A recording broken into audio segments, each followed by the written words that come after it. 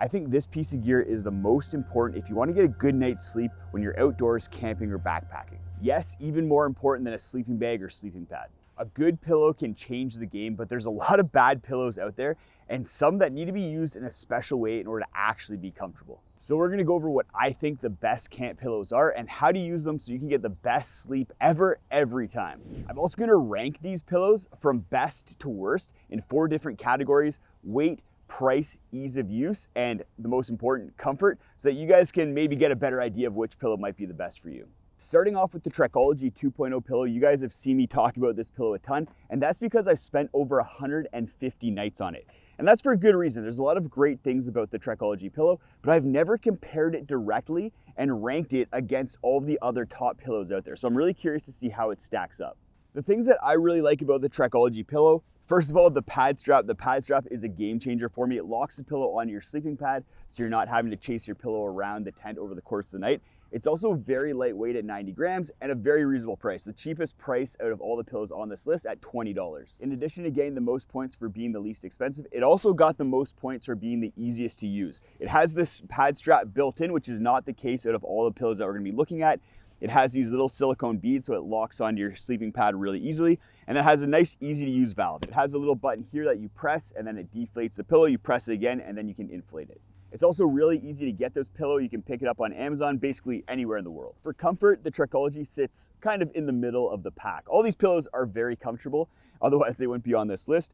What makes the Triology pillow comfortable is that it has a nice, soft material to it. It doesn't have a pillowcase on it or anything to make it extra soft, but this material is not too bad. It's also stretchy and super supportive. You're not gonna be feeling like you're laying on a balloon when you're on the Triology, even if it's a little bit underinflated. The Triology is also only one of 2 pillows on this list that has a curved bottom to it, which is actually really nice for kind of slotting it into your shoulder and adds quite a bit of comfort, more comfort than I thought something like that would. It has a decent height to it at 3.5 inches, so if you're a side sleeper with average broad shoulders, then it's gonna work out fine for you. If you're someone with really broad shoulders, then you're probably gonna wanna be looking at one of the other pillows that are even taller than this one. The next pillow we're gonna look at is the Sea to Summit AOS Premium, not the AOS Ultralight, and that's for good reason.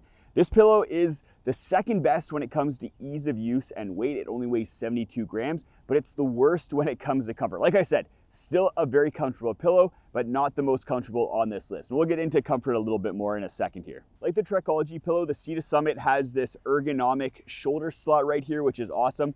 It also has a very soft pillowcase on top of it, so it's gonna feel really nice against your face. The valve system on the Sea to Summit is the best out of all the valve systems here. It has a 2-way valve. You open up one flap in order to inflate it, and you open up the second flap and it dumps all the air out really quickly. While the AOS Premium doesn't have a pad strap, if you buy a Sea to Summit sleeping pad or email Sea to Summit, you can get these Velcro strips that you stick on your sleeping pad, and then that combined with the pillowcase on the pillow allows you to stick the pillow right on there and lock it on.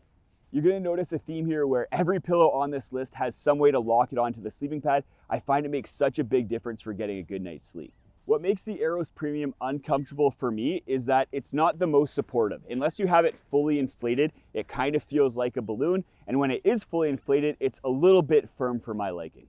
Where this pillow is gonna shine is if you have broader shoulders. It's 4 inches tall, which makes it the second tallest pillow on this list. So if you do have broader shoulders, you're gonna get really good height out of the pillow and it's gonna really relieve a lot of pressure on your shoulder.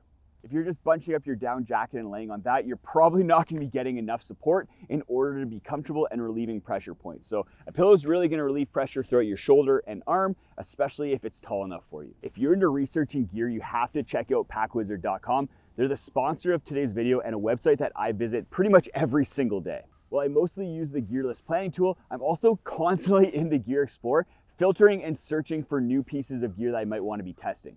For instance, finding the lightest pack that can carry 40 pounds, or the most affordable sleeping pad with an R value of at least 4, or the lightest 2-person freestanding tent. What used to take me hours of research now only takes me minutes or sometimes seconds with packwizard.com.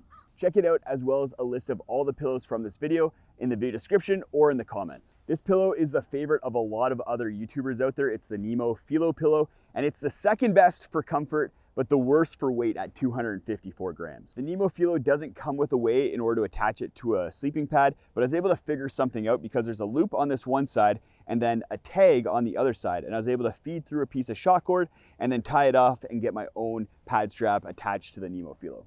But what makes the Nemo Filo special is the top. There's this really soft pillowcase, and then underneath that, there's about a 1-inch thick foam topper, making it the softest and cushiest out of all the pillows on this list. But the reason why it's not the most comfortable, even though it's the second comfortable on this list, is because of the height. It's only 3.75 inches tall, so people with broader shoulders are gonna find it a little bit short. And then if you have it fully inflated, it kind of curves away from the middle. So you kind of have this little mountain in the middle compared to some of the other pillows, which kind of cradle your head into the middle. The Nemo Filo is gonna work really well for a lot of people out there, but it's not my top choice. The next two pillows are the ones that I choose if I wanna go ultralight but still be comfortable, or if I wanna be as comfortable as possible with this next pillow. The Xpad Mega pillow is the most comfortable pillow on this list, but it's not the highest rated. We'll get into that after we talk about all 5 of the pillows. It's the priciest pillow at $60, but what makes it the most comfortable is you can add a pad strap to it. It also has 2 loops on either side, so it's really easy to just tie on a piece of shot cord, but it has the highest stack height at 4.5 inches. So if you have broader shoulders, you'll get enough height of this pillow to be super comfortable.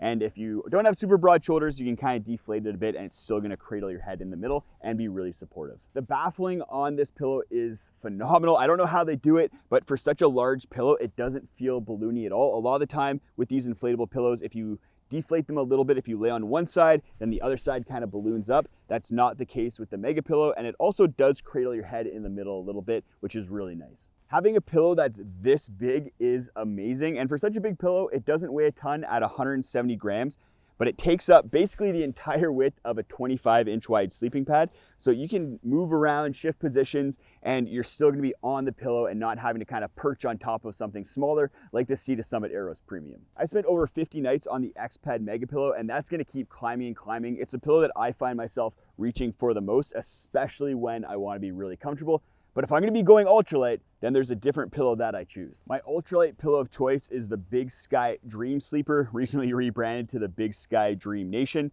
with a custom modification to it. This pillow is very lightweight at 50 grams, but what I added to it in order to make it more comfortable is a pad strap. So I used these Dyneema straps from Z-Packs with loops on them and put them on either side so that I could tie a piece of shot cord onto it. And that only adds 2 or 3 grams. This is the lightest pillow that I found that's still comfortable. It has a good stack height to it at 3.75 inches, and it's very supportive. It has these kind of raised sides to it, which keeps your head cradled in the middle. And the material that it's made of is kind of squishy. So even though it's just a big TPU bladder, it doesn't feel terrible. I usually wear a toque on my head when I'm sleeping, so the kind of TPU plasticky material doesn't really bother me too much. But I know for some of you out there, if you're not sleeping with a toque, then just laying directly on this pillow is probably not gonna be the most comfortable. So what I would do is I would just detach a piece of shot cord from one of the loops and then slide on a buff and then sleep on the buff. It acts kind of like a pillowcase and you can wash it as well. Even though this pillow is very lightweight and pretty comfortable, the valve, it sucks. And it's quite a bit of work to get into a place that I think is usable with this pad strap due to having to add the loops yourself. For the ranking of the pillows, like I said, I had 4 categories: comfort, ease of use, price, and weight. If a pillow was the best in one of these categories, it got 5 points, and if it was the worst, it only got 1 point. The Triology Pillow was the best for ease of use and price, whereas the Mega Pillow was the best for comfort, and the Dream Sleeper was the best for weight. When I add up all of the points for each of the pillows, I was surprised that the Triology came out on top with 16 points. The other pillows were kind of around the 10 or 12 point range. But I take that point ranking with a grain of salt. I probably could have given all these pillows a 4 or 5 when it comes to comfort. So that would have kind of evened them out a little bit. There's just some nuances depending on what you're looking for in a pillow. Whether you're looking for a lightweight pillow, a big comfortable pillow, or something with that foam topper that's just a little bit cushier. If you want the best sleep with the best pillow, then you're gonna find it in one of these 5 pillows. Check out this trip where I hike across Catalina Island on the Trans-Catalina Trail. It was one of those trips that I had a ton of surprises and the best views out of any trip that I've ever done.